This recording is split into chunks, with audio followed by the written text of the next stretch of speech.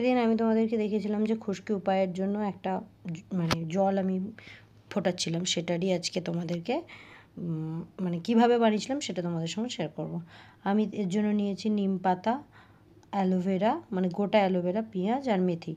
এদিকে গ্যাসের মধ্যে আমি জল দিয়েছি আর তার মধ্যে সব উপকরণগুলো দিয়ে দিয়েছি।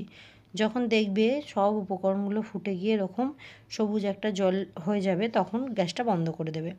এবার ওটাকে ঠান্ডা করার জন্য সাইডে সরিয়ে রেখেছিলাম। এবার ঠান্ডা হয়ে যাওয়ার পর ওটা আমি একটা ছাঁকনি দিয়ে ছেঁকে নেব যাতে জলটা পাই, কিন্তু আমি অকম্মার ঢেকি সব পড়ে গেল। কী আর করা যাবে বলো। তারপরে এবার মা বসেছে আমার মাখাতে। এটা কিন্তু তোমরা চাইলে নিজেরাও মাখতে পারো। আমি আগেই বলেছি আমি অকম্মার ঢেকি, আমি পারি না, তাই মা আমাকে এগুলোকে মাখিয়ে দিচ্ছে। তোমরা চাইলে তোমাদের যদি এরকম শাশুড়ি মা থাকে হেল্প করেন মাখাতে, তোমরা মাখতে পারো।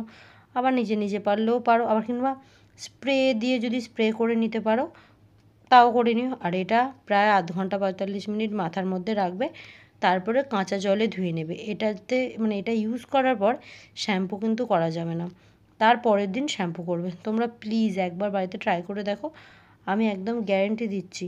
সপ্তাহে ৩ দিন করে দেখো, তারপর ৩ দিন না ২ দিন করলেও হবে, তারপর দেখবে তোমাদের একদম খুশকি উধাও হয়ে যাবে। ১ মাস পর একদম উধাও হয়ে যাবে। কাল মুখে র্যাশ চুলকানি হয়, তাই একটা চলে এসেছি আবার একটা মানে ফেস প্যাক নিয়ে। এর জন্য আমি নিয়েছি বেসন, কাঁচা হলুদ বাটা, ভিটামিন ই ক্যাপসুল, মধু, গোলাপ জল আর নিম পাতা বাটা। হ্যাঁ, আমি কাঁচা হলুদ নিয়েছি, তার কারণ হচ্ছে আমাদের জমিতে হয়েছে, তোমরা গুঁড়ো হলুদও ইউজ করতে পারো। এবার বেসনটার মধ্যে এই নিম পাতাটার মধ্যে বেসন, কাঁচা হলুদ আর ভিটামিন ই ক্যাপসুলগুলোকে দিয়ে ভালো করে মিক্সড করে নিয়ে তাতে অল্প পরিমাণে মধু দিয়ে দিলাম। এবার প্রয়োজন অনুসারে জল দিলাম।